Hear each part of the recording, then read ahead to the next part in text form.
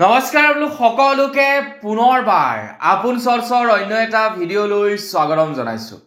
যিসকল লোকৰ নেকি পান কাৰ্ড আৰু আধাৰ কাৰ্ড আছে তেওঁলোকৰ বাবে এই সেপ্টেম্বৰ মাহৰে পৰা কেইটামান নতুনকৈ নিয়ম সলনি কৰি দিছে।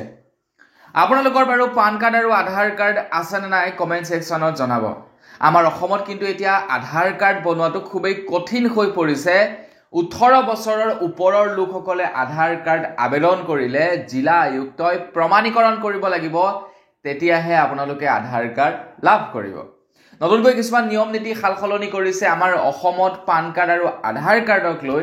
সেইবিলাক আপোনালোকে জানি থোৱাটো দৰকাৰ, নহলে পাছলৈ গৈ বিপদত পৰিব পাৰে। আমাৰ অসমত পান কাৰ্ড আৰু আধাৰ কাৰ্ডক লৈ কি নতুনকৈ নিয়ম ঘোষণা কৰিছে সেই সম্পৰ্কে আজিৰ এই ভিডিঅ'টোত মই আপোনালোকক জনাম। ভিডিঅ'টো প্ৰথমৰ পৰা শেষলৈকে চাই থাকিব। মই শ্ৰীপাণ্ডে গগৈ, আপোনালোকে চাই আছে আপোন চৰ্চ। আহক আৰম্ভ কৰোঁ আজিৰ ভিডিঅ'।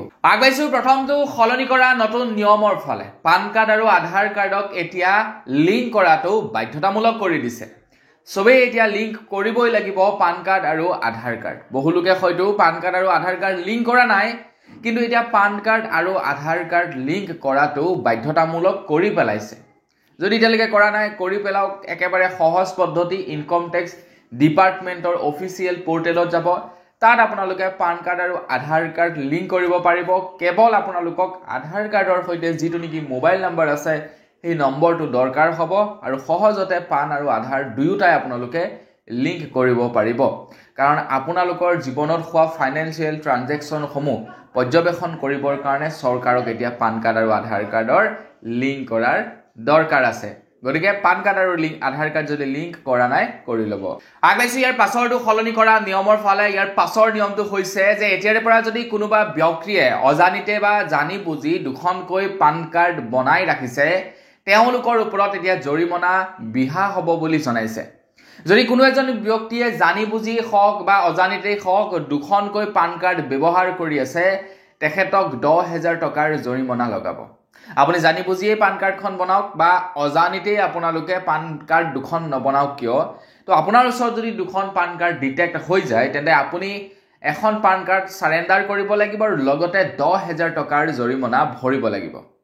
তো ইনকম টেক্স ডিপাৰ্টমেণ্টে কৈছে যে এইটো এটা কৰ ফাঁকি দিয়াৰ বাবে বৃহৎ মানে এইটো এটা স্কেম, কৰ ফাঁকি দিয়াৰ।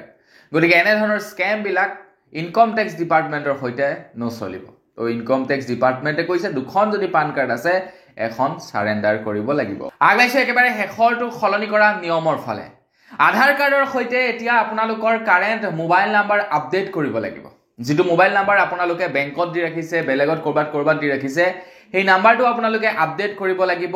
আৰু আপোনালোকে যদিহে কিবা কাৰণত আধাৰ কাৰ্ডত ভুৱা তথ্য প্ৰদান কৰে বা ভুৱা এড্ৰেছ পাতি কিবা প্ৰদান কৰে, তেনেহ'লে আপোনালোকৰ নিস্তাৰ নাই।